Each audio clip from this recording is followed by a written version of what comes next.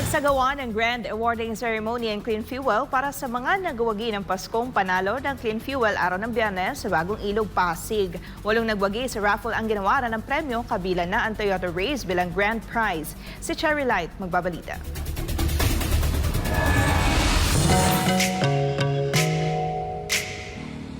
Hindi matatawaran ng saya ni Roberto nang manalo siya ng grand prize na Toyota Race mula sa Paskong panalo ng Clean Fuel. Hindi rin niya inaasahan na siya ang grand prize winner. Para sa kanya, bilang isang trailer driver, obligado siyang kargahan ng gasolina ang minamaneho niyang truck sa Clean Fuel. Dito nagsimula nang magkaroon siya ng app ng Clean Fuel at nagkaroon ng entry para manalo sa raffle.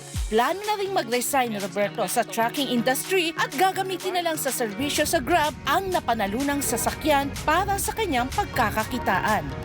Papasalamat ako sa Clean Fuel dahil meron silang ganitong rewards at nagpapasalamat din ako kay God na itong blessing na to hindi ko sasayangin. Si Cherry naman ay nanalo ng Honda PCX 160. Sa simula akala niya scam ang text message ang natanggap niya at sinasabing nanalo siya ng motorsiklo. Pero nang makita niya sa FB page at tinawagan siya ng kumpanya ng Clean Fuel, doon niya nabatid na totoo ang mga blessings na hindi niya inaasahan. Pag-aari ng kumpanya ang kotse na ginagamit niya at pinapagasolina sa Clean Fuel. At ito lamang ang kauna-unahang pagkakataon sa buhay niya na magkaroon ng scooter. Unang po, thank you po sa Clean Fuel sa pagkakataon na manalo po sa raffle na hindi naman po lahat kasi pinapalad upang manalo ng raffle. Siguro, kumbaga may time po talaga na para po sa atin. Na kapag swerte po talaga natin, swerte po natin. Siyempre will ni Lord. Ano lang po, keep on praying and ayun po, darating din po yung para sa inyo.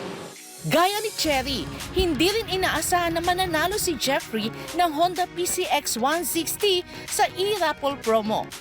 Malaki pong tulong po sa akin, ma'am. Sa biyahe, kung papasok ako, malaki pong tulong. Pwede pa po akong hati-hati yung anak ko. Bukod sa 3 nabanggit, tumanggap din ang 5 pang winner ng voucher para sa 1-year free fuel sa Clean Fuel. Sabi ni Chris Lim, ang brand marketing head at Seymour Go, ang direktor ng Clean Fuel Group of Companies, taon-taong ginagawa ang e-raffle promo o ang Paskong panalo ng Clean Fuel para ibalik sa nararapat sa mga motorista na patuloy na tumatangkilik sa Clean Fuel. Para manalo, mag-register lang sila ng Clean Fuel Reward app. Pag may app na sila, automatic. Pag magpapagasolina na sila, iscan lang ang kanilang QR para magkaroon ng entry doon sa promotion. Well, yung Paskong Panalo, nag-start po siya last October 25 until January 25. Ang kailangan lang po nila is to join the raffle. They have to download the rewards app ng Clean Fuel. Tapos they have to gas up sa Clean Fuel worth 200 pesos. If they are two-wheel, pag sila po ay nakamotor, 200 pesos po. Ganon din po yung kanilang makukuhang entry.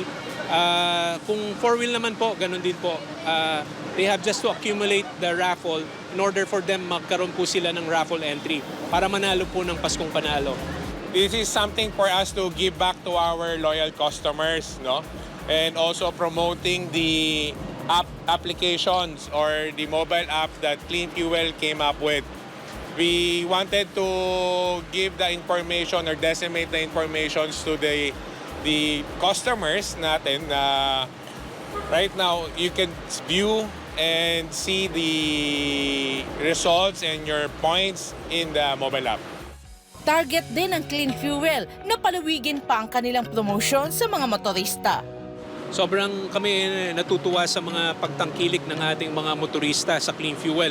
Kaya kami naman sa Clean Fuel, nagpaplano kami na talagang expand pa namin yung promotions ng mas maganda at magbigay kami ng mas maraming premyo para sa kanila. Hindi lang sila nag-fuel para sa amin, nag-earn din sila ng points, nakakasali rin sila sa raffle. Samantala tuloy-tuloy ang pagpapalawak ng Clean Fuel sa buong Metro Manila at Luzon.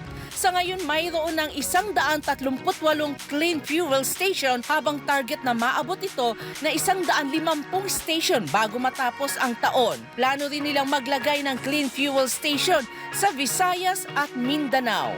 In terms of the expansion of clean fuel, tuloy-tuloy. Actually, in the next week, we will be having another opening in Tuy Luntal, Batangas.